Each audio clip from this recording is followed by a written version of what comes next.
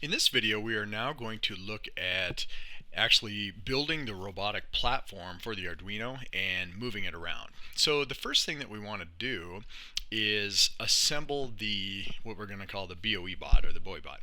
And the BOE, remember, this stands for Board of Education, and this is the motor shield that is provided by Parallax. And so what we're going to do is we're essentially going to bolt the Arduino and motor shield pair onto this chassis, and then we're going to mount the battery pack underneath, and we're going to pop those little diamond attachment mechanisms on the servos, and we're going to pop those off, and we're going to replace it with wheels. And what that will allow us to do is actually move a robotics platform around.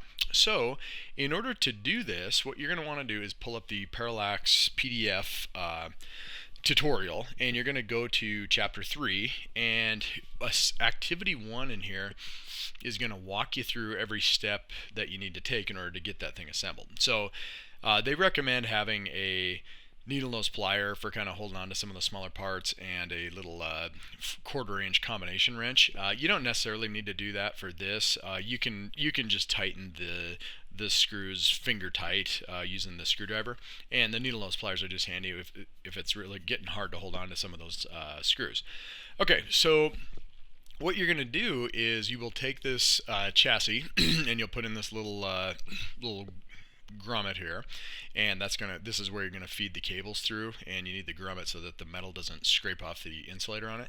And then you're going to need to grab a couple of the spacers. Remember that when they call out the spacers, the 1/4 inch 4x40 screws, the easiest way to identify them is to put them next to a ruler and make sure that from the entire length of the screw is a 1/4 inch. And then what you're going to do is you're going to take the servos and you're going to pop off what they call these horns. And all it is just you can use that same Phillips screwdriver, and you pop those little guys off. And then what you're going to do is you're going to mount the servos to this chassis. And the way you want to do it is you can basically put them in one of two ways. The little potentiometer hole where you calibrate the servos, you can either have it facing the front so it's accessible, or you can have it facing the other way. And what it changes is it changes kind of the center of rotation for the robot. What I would like you to do to keep consistent is have them facing the front, or another way to say it is have them accessible. So the battery pack's going to be here, and if you have the potentiometers over on this side, it's hard to access them. So put them over here so that we can access them, and then all the instructions will be the same. Okay, the battery pack, the robotics kit that we're using or that I'm showing in here, has the 5 AA batteries, and you just pop that right in there, and you button it all together, pull these out. One of the things that you want to do when you pull the cables through is make sure that you mark which one is right and which one is left, because once you pull them through, it's kind of hard to notice. The big thing about it is that the front is where the wheels are. Okay, then you have these wheels that you're going to pop on there, and then you have this little tail wheel ball, and that's going to serve as kind of the third wheel. So you actually put a pin through it, and then you take a pliers, or I did it with my fingers, but you can just pull it. You basically separate the end of it, and that holds this little ball in. And this is cool because when you go forward, it rolls, and when you turn, it just slides, and it's very smooth. Okay, and then that is about it. So just walk through. One of the things that I'd like you to do, though, is we had the servos on pin 13. We had the left servo. Go ahead and move that over to pin 11. And the reason we're going to do that is because you've probably noticed that when you boot up the Arduino, there's a momentary pulse on pin 13 while it boots up. And when we have a servo attached to that, then it's actually going to cause the servo to actually move. And so you'll position your robot, and then you'll hit reset, and it'll actually turn, and you don't want it to turn. You want it to do your program right away. So from here on out, what we're going to do is let's keep the right servo on pin 12 of the motor shield, and then we'll put the left servo over here on pin 11. When you're all done, it'll look like this. Make sure to leave your LED and resistor circuit there, because we're going to use that to kind of figure out what's going on. Okay, so at this point, go ahead and pause the video and work through that activity. It should take anywhere between 20 minutes to an hour, depending on how used you are to handling small screws and screwdrivers and stuff like that. So go ahead and do that. Okay, at this point we are ready to make the BOE-Bot move. And the way we're going to do that is we're just going to get some experience writing a program to actually what we call retesting the servos. Before we just had the servos kind of sitting on the bench, so we did like clockwise, counterclockwise. Well, now they're actually on a robot platform, and so we want to have it move forward, back, spin left, spin right. The key to this is that the front is over here, so it's near the prototyping area, and you can always remember the back is where the battery pack plugs in, so back for the batteries. That's going to become important because if you want to go forward, you have to take the left motor and turn it counterclockwise. Remember, that's sending a high pulse of 1501 to 1700 microseconds. And you need to send the right servo, you have to turn it clockwise. And that's when you send something from 1300 to 1499. And that works to move it forward as long as you installed the servo so that you can access the potentiometer from the front.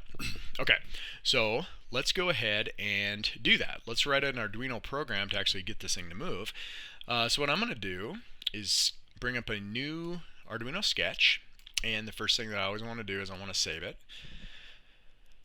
So we'll go ahead and say File, Save, and we'll put this in our Arduino folder where we've been working. So Arduino, and we'll go in here and we'll call it, this is Chapter 3, Activity 2, and this is Retest Servos. Okay, so now we're sitting here and we're ready to go. So let's walk through the entire thing from start to finish just to give us a good review of how to get this started. So we're in before our void setup. What we want to do is we want to include a few things. So we want to include one major thing, and that is going to be the Arduino servo library. When you type this in, remember that as you get a keyword right, it'll turn a different color. So if I would have had a lowercase s there, notice how it stayed black. So I needed to have a capital S there and it turned orange, and I know that that is the correct syntax, okay? So we've included that. And then what we immediately have to do is we have to create two instances of this library. Okay, one is going to be used to control the left servo, one will be used to control the right servo. So you do that, you create these instances by saying servo keyword, and then we give it a name. And the name, I'm going to call my servo left, and I'll capitalize the F, or excuse me, the L.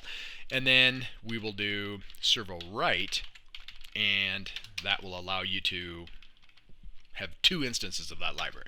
Okay, so this is great. We've got them in there, and now let's go ahead and go into our setup portion, and we're going to connect these things or attach them immediately. But I always set up the serial monitor because I want to be able to print messages to tell myself where I'm at in my program. So let's go ahead and do serial.begin, and let's set up our serial port or UART at 9600 baud, and then let's go ahead and attach our left servo. And what I want to do here is I'm going to use my instance name. So this is the name that I created, and I go .attach, and now I'm going to give it the pin number. And remember, we're going to move the left servo to pin 11. So I go ahead and I put it on pin 11, and then I'll do servo right, and I'll attach that, and that one's still at pin 12.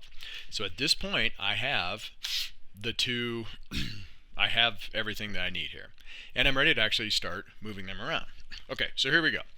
Let's start by moving it forward. So the first thing I'm going to do is I'm going to write to the screen, to the serial monitor, and I'm going to say stop the servos for 1 second. And I'll go ahead and do that. And you say, well, why do you do that immediately? What it does is when you download, sometimes you download and you need just a second to go ahead and unplug the USB cable and get it situated. So it just avoids you having to race over and have it in position when you download it. So it's not a big deal, but I always like to give myself a second or two of it just sitting still so before it starts moving. So let's do this because it'll actually remind us of how to send commands to it. So I'm going to go servo left, and I'm going to use my right microseconds function. Remember that if we send 1500 microseconds, that is the stay still. Okay, so that's right there is going to make it stay still. And then I copy and paste. You're going to do a lot of copying and pasting. So Control C and Control V. Now I'm going to do the same thing to the right servo. And that right there should just send those signals, and it'll stay going forever until I send it a different one. And then I'm going to do a delay just to get used to putting the delay in there. So let's go ahead and put a second delay. Okay, now at this point nothing is going to happen, but I do want to go ahead and download this and make sure that my let's see here, got an error, it says it's not servo right.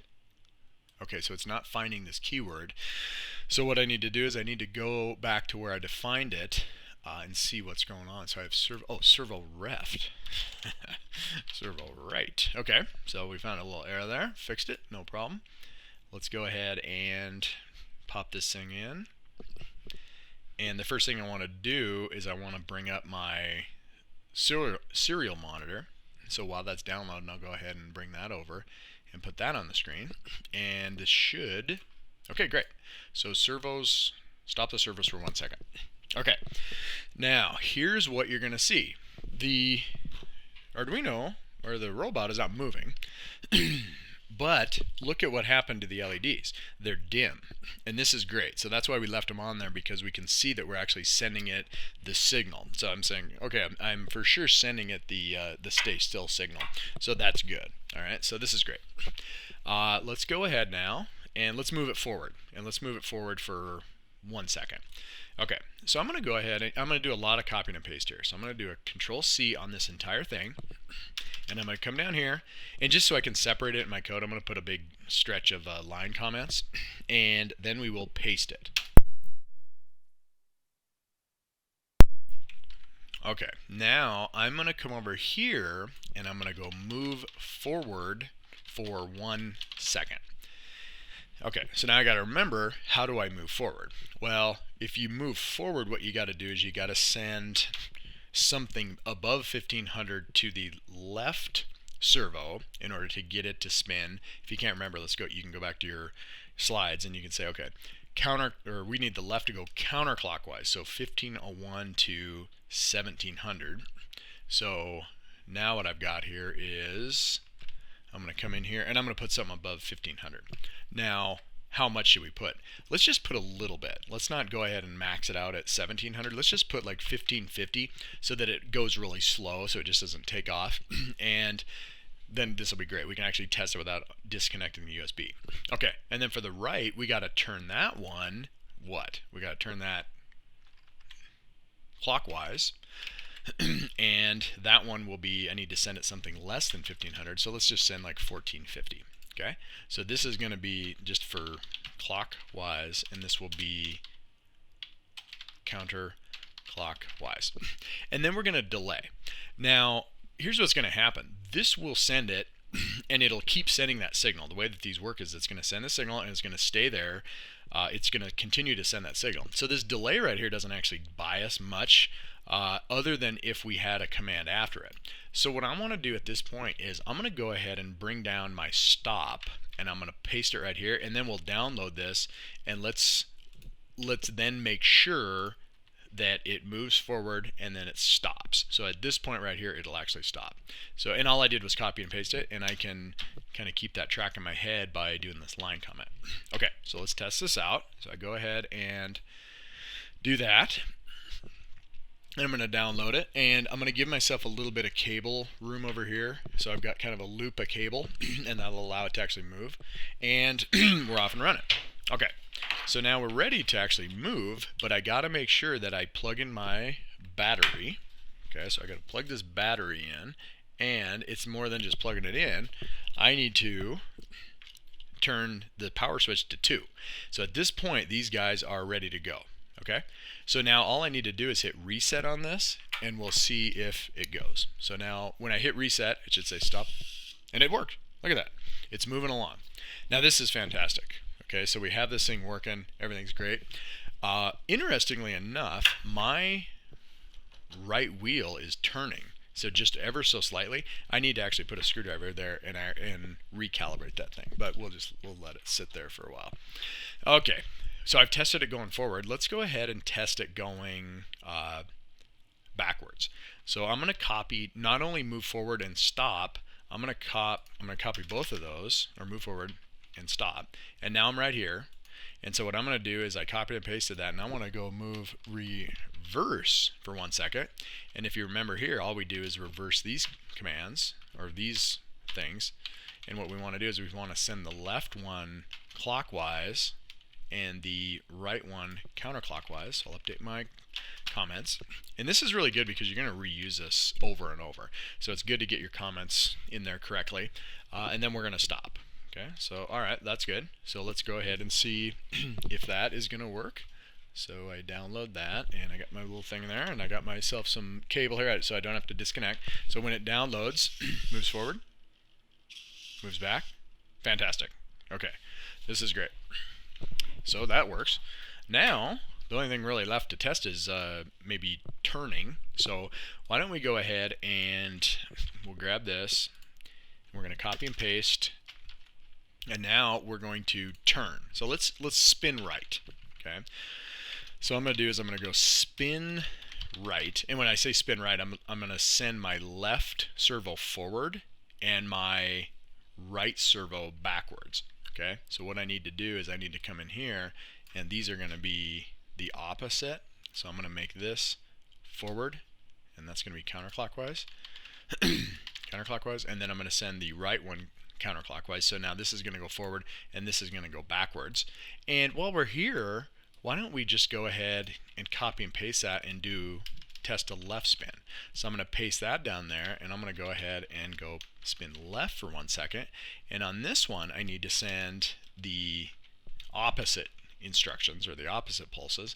So I want the left one to go backwards and the right one to go forward, and stop. All right, so now this is it. I have everything ready to go here, and let's see. I've got myself enough cable so that it can move around, and I don't have to worry about it doing anything. There we go. Stop. Forward.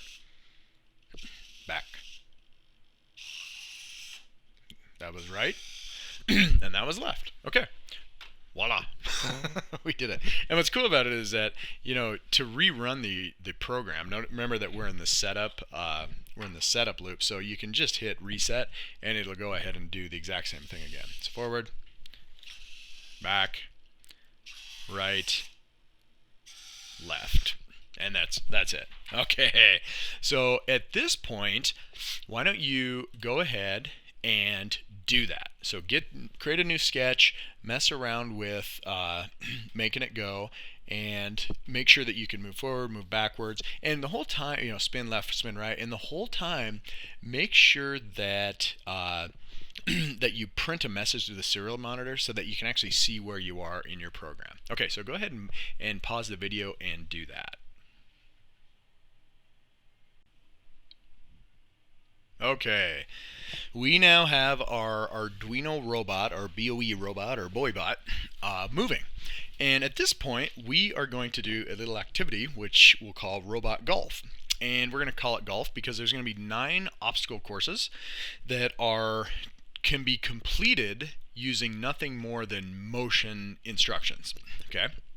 So it'll be everything by these are designed to be tape this on the ground as like a little course using electrical tape or something, and start here and end within one of these boxes. So you're going to get experience from going straight, turning left, turning right, doing smooth turns, spin turns, circles, and then trying to interact straight lines. But the question is, why do this? So the big one is you want to start gaining experience with locomotion. Okay, the robot, moving around is one of its big tasks. It's one of the main things that it does. So just getting familiar with what you need to do and the settings to do motion. The second big one is to see how the electrical, mechanical, and the computer program components interact. What you're going to notice immediately is that you may have a instruction such as move forward that you think should move it in a straight line. You send the exact same settings to both servos and the thing won't go straight. It'll kind of veer to one side or the other. And that's because the program thinks that the servos are perfect. However, these servos are not perfect. So maybe one of them is a little bit weaker than the other one, and all of a sudden you're going to have to go into the program and compensate for the weakness of one of the motors in order to get it to go straight. The other thing that will happen is that your batteries are going to be wearing out over time. So the electrical part of this becomes really critical. Is you'll be programming, and all the, your robot won't be responding like you think it's supposed to respond, and you'll get very frustrated because it's not doing what you're thinking about. You're trying to get it to do all these things and it's acting erratic. Well, one of the things that the biggest thing that happens is you just wear down your AA batteries and you'll need to replace them. And so what happens is that you call it a brownout, where the voltage drops low enough that the computer will actually reboot, but it's not so low that the computer shuts off, and so you'll get into this perpetual rebooting of the computer. So it'll actually be moving around, but it's just not working the way it's supposed to. So it might work for a couple seconds, then it reboots, and it works for 10 seconds, and it reboots, and it'll drive you nuts. So it's this whole idea of the computer program. It's not interacting with a real perfect system. It's working with a real world system. And so you have to account for that in your program. Okay? The other big one, this is huge, is that you are going to be copying and pasting these locomotion instructions. So right microseconds to go forward, to go left, turn right, spin left, spin right. And your code is going to become unreadable very, very quickly. You're going to open your sketch and you're going to look at it, and you're going to have 100 lines, and you can't tell what's going on even with the best comments. And so you're going to go, geez, I keep copying and pasting the same code. Wouldn't it be great if I made my own function to move forward, or my own function to halt, or my own function to spin left and spin right?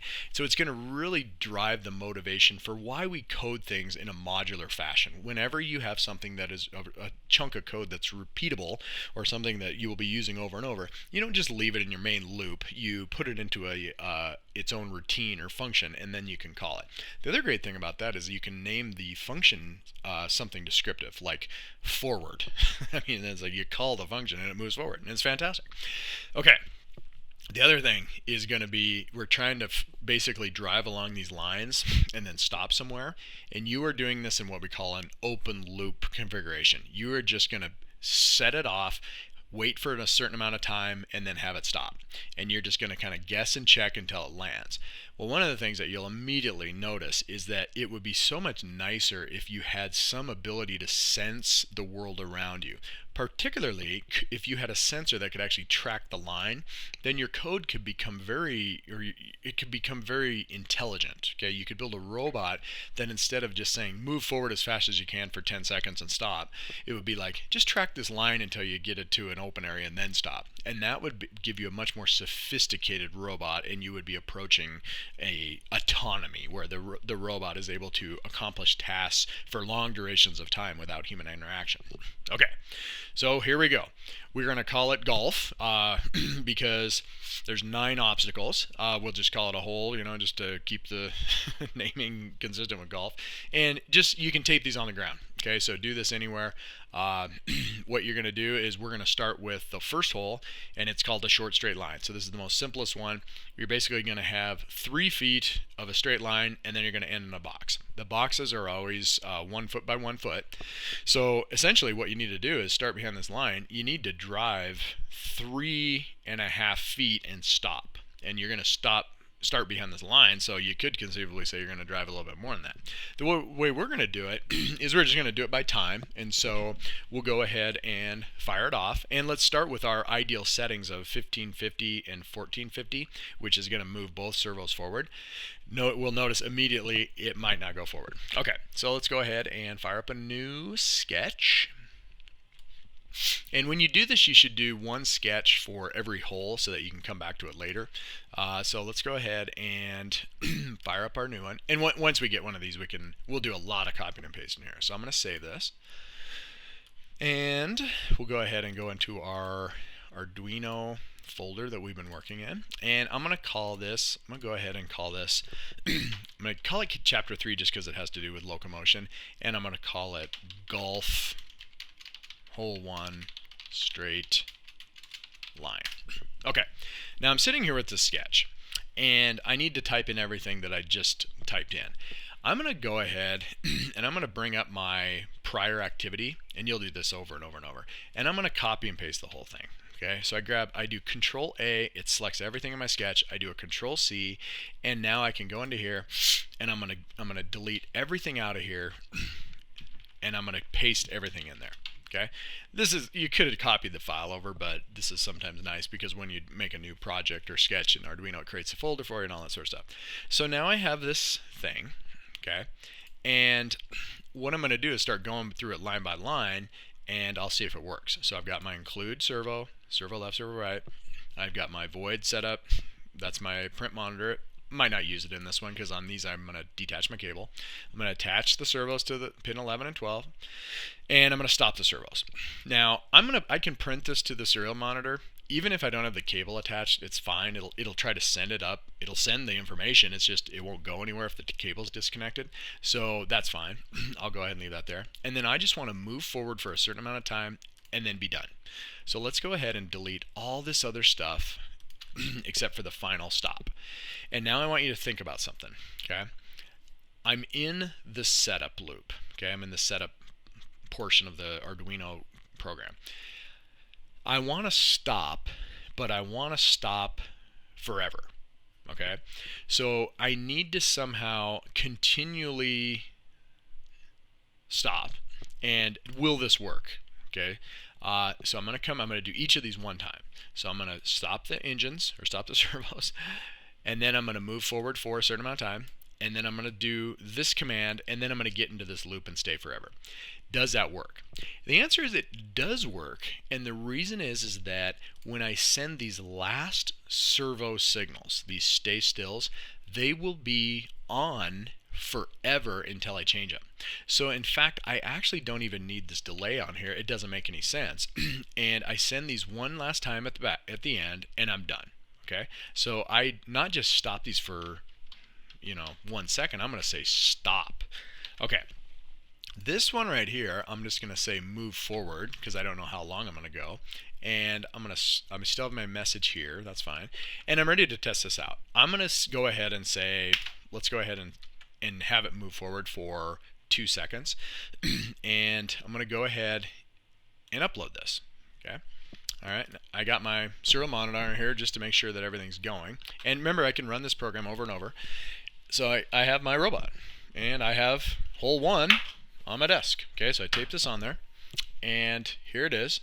And when this fires off, here it goes. So I move forward for 2 seconds. Let's test it again. I hit reset. Here it goes. 1001, 1002. There it was. Now, I got my program on there. It's time for me to actually disconnect the serial monitor. Okay, and I'm going to go ahead and I'm going to put this down here, and I will see what happens when I hit reset and have it go. Okay, so I'm going to test out the robot. Okay, so go ahead and go boom. Alright, so here we go. Okay, 1001, 1002. So I can hit it right here. Let me get some more information on that. I hit reset. It reboots 1001, 1002. So, absolutely horrible. I made it I made it like 20% of the way there, and I started turning right. So this is just horrible, and it's going to take forever. So this program is horrible. Let's go in and adjust it. So the first thing I want to do is that it's running way too slow.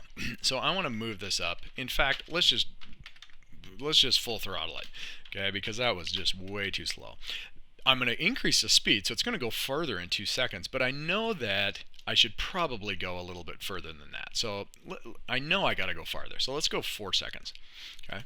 So I'm going to go ahead and I'm downloading it. Don't have the cable connected. So I go ahead and connect that up. It dings. And I go ahead and do it again. Okay. So I'm going to go ahead and run it. And it's nice to have that serial monitor on there because it lets you know what's happening. Okay, much better, much better. So now I'm going to go ahead, disconnect it, and let's move it down to the other end, and let's see how good this does. Okay, so all right, here we go. So I pop that baby down there, I hit reset, give it a second, and let's see, it's going to go way faster.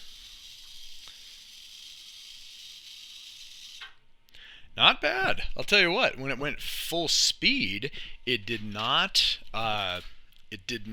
turn very much. All right, so here's how far I made it. I basically made it 2 feet and 2.5 feet. Okay, so just guessing and checking. I bet you if I went another, I don't know, another second, I'd be golden. So let's go ahead and do that. Take this, plug in my cable.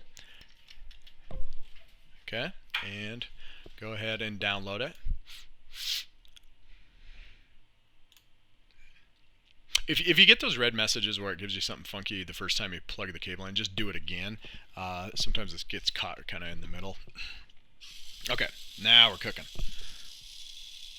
Alright, so let's go ahead, disconnect our cable, and we'll come down here, and let's see how good we do now. Okay, and I'm going to go ahead and hit it. Boom. Now, here we go. I'm going to go in 5 seconds. Here we go. Oh, it's off. But does it make it?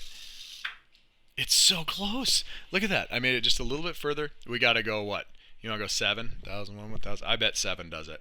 I bet 6,500 does it. Okay? You get the point of what I'm doing. All right? So all you're going to do for these simple ones is get used to how this thing operates. Okay?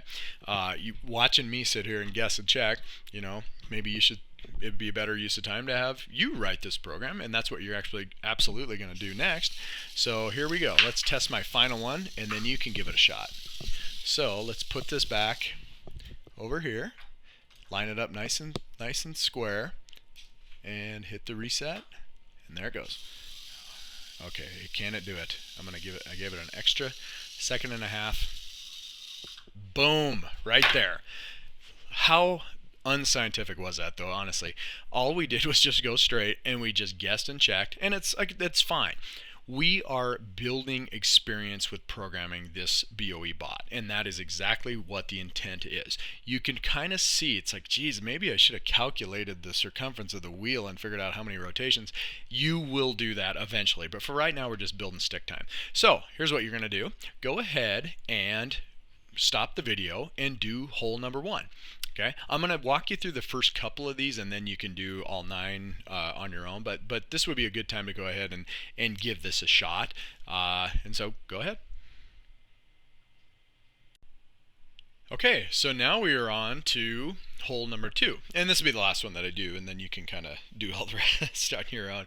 So hole number 2 is where we're going to go. It's called a 90-degree right turn, and we're going to go 1 foot, spin 90 degrees to the right, and then move forward and end in the 1 foot box. Okay, so what's interesting about this one is how we can reuse the code from hole number 1 and just get used to this whole copying and pasting mentality of code reuse. Okay, so here's what we're going to do. What I want to do is I want to bring up the Arduino code from hole number 1. And so here it was, just move forward, you know, just very simple, and it worked. But we know one thing that's really interesting about it is not only did it work, but with these settings of move forward, that corresponded to a little over 3.5 feet. So let's go ahead and just take this sketch, and I'm going to go File, Save As, and I am going to go into here, and I'm going to rename it. Instead of being Golf Hole 1 straight line, I'm going to name it Golf Hole 2 right turn. Okay, so right turn. And it creates a new sketch, new folder, new sketch, and now I'm up and running. So let's think about what we could do here. We know that this setting, we know we're going to want to go forward, but we're only going forward a little bit more than 1 foot since we start behind the line. So we need to cut this baby in maybe about 1/3. So let's go ahead and just cut that in 1/3 and see what we get. So I'm going to type in, I don't know, 2167. Let's just split it right in 1/3. Okay, then what we want to do is we're going to do a right-hand turn. So I'm going to copy and paste this just so I have some code to work for them. And I'm going to go ahead and I'll print out spin right. So I'm going to go spin right 90 degrees. 90 dg, and what's our setting that we need here? So I need to be the left servo goes forward, left servo forward, right servo backwards. So what I need to do is I need to kick this up to 1700. Now when I do this, I'm going to slow it down just a little bit. Something I've kind of learned is that the turns, you don't need to go as fast as you can, so sometimes it's better to kind of turn a little bit slower. So I'm going to slow these down just a little bit. Instead of going all the way to 1700, I'm going to go right in the middle. I'm going to go 16 on each, and the key here is that I got to take a guess at how long I'm going to do that. And so I'm going to, I don't know, let's guess 525 and then we'll tweak it as we go. And then I need to go forward again. So at this point I've gone up to here, boom, turned right, and now I need to go forward. Let's go ahead and I'm going to copy my forward again, and I'm going to put it down here. And I've got full speed again, and I need to go forward. I probably need to go a little bit further than 2167 because I'm going to go into the box. So let's just guess at something like 2750. Okay. All right. So here we go. Let me save this, and I'm going to bring up my serial monitor. And where did it go? So here's the serial monitor. So I've got that on there right there. And let's take a look at our course. So I have my course laid out. I've got foot, turn right, foot, and then I got my landing place. And what I want to do at this point is I'm going to show you a few things. First of all, when you download it, go ahead and connect the cable and put the power into position 0. And the reason you do that is this. I'm going to go ahead and download this. But with the power position in 0, it'll download it to the Arduino, and it'll run it, but it won't take off. And the reason I do that is because I want to see the serial monitor actually work. So, okay, stop the service for 1 second, move forward, spin right, 90 degrees, move forward. So I know that my program's on there, and I was able to verify the program was on there before I even tried this thing. So now what I'm going to do is let's go ahead and remember the program's on there. So I can go ahead and detach, and I detach that thing, and I'll go ahead and now I'm ready to go. In order to run the program, what I'm going to do is I'll set it up here. I put my power back into position 2, and I hit reset, and then we'll see if those settings were correct. So I hit reset. It's going to fire up. Here we go. Forward for a second. Turn right. Did it. All right. Now you might go, wow, those were some really good guesses on those amounts right there. Well, it turns out I did this beforehand, so I had the values written down. So I did guess and check for quite a while before I came up with those exact values. But check out what we just did. We now have the settings to move forward a foot. We had the settings from last time to move forward 3 feet, or 3 feet plus. We have now, this is a spin right 90 degrees. This right here should be locked into a subroutine or a function and saved for all time. So that's something we can copy and paste. And so this is fantastic. So here's what you're going to do. Go ahead and fire that off, but let's look at the other holes and look at the challenges and talk about code reuse. Hole number 2 goes into hole number 3 like this. Go forward, turn right, go forward, turn left. Now check this out. We already have the code to go forward and spin right. We have the code to go forward this amount and spin left. What about spin left? How does it relate to spin right? Shouldn't it be the exact same amount of time of spinning, but with the motors going the opposite direction? So we got it. You can copy and paste your sketch to hole 3 and go ahead and do that. Hole 4. At this point, you're going to be like, okay, wait a minute. I want to actually do a function. All right, so this is, I want that spin right, spin left thing to actually give me a function. So let's look at how you would create a function. Okay, so the first thing we're going to do is I'm going to do this sketch. So I'm going to pull up my Arduino, and let's go ahead and do this. I've got this code, and I want to go File, and I'm going to go Save As. And I'm going to go ahead and do it as hole 3, turn right, right turn, left turn, and I go ahead and say, okay, now here's my new sketch. Okay, so how am I going to do this? Here's what I do. I'm going to come down here, and you put functions after the loop. Okay, so what I'm going to do is I'm going to put a bunch of line functions here, so I know that this is my function area. So I go ahead and I do that. And then I'm going to do this, and I'm going to say function, and I'm going to call it, what do you want? Well, let's call it turn right 90. So turn right 90. So that's the name of this thing. So how do you do this? I mean, how do we actually do this? Well, What you're going to do is you're going to make a function that looks very similar to this. You're not going to have any parameters that are passed in, and you're actually not going to return anything, so we can actually put the void right there. So I'm just going to do this. I'm going to go void, and I'm going to give it the function name, turn right 90, and then I just do that. And all I do is I open up a curly bracket, and it closed a curly bracket for me, and I'm going to take this spin right 90, or turn right 90, and I'm going to take this and I'm going to cut it, Control X, and I put it down there. That's what's going to happen when I spin. Okay, now this guy right here, we don't really need it anymore. We kind of want it in there. Let's see this, redo that. Oh boy, we want to redo this. So I'm going to redo, Control Y is what it is, Control Y. Okay, so there it is right there. I want that serial print in there because it helps me figure out where I'm at, but I'm going to go ahead and move it up here. So at this moment, what I want to do is I want to say spin right. How do you call that function? All you do is you just say turn right 90. So I come over to here and I just say turn right 90. And that is my function. So the first thing I want to do is let's test this. Okay, let's test this on hole number 2, which I still have set up. So I'm going to go ahead and fire this baby up. Turn that back to position 0 so that it doesn't take off on me, and I'll go ahead and download it. Okay, got a red message in when I first plugged it in. We have a problem here. Oh, forgot the semicolon. Go ahead and save that. Boom, and off we go. Waiting for it to go. Life is good. It compiled. I'm going to wait for the monitor over here to make sure that it worked. Stop the servos for 1 second, move forward, spin right, bam, it worked. Okay, so life is good, and we can test, we can make sure that it actually worked here by putting it onto here, and go ahead and turn on the motors, hit reset, and make sure that it worked. Okay, piece of cake.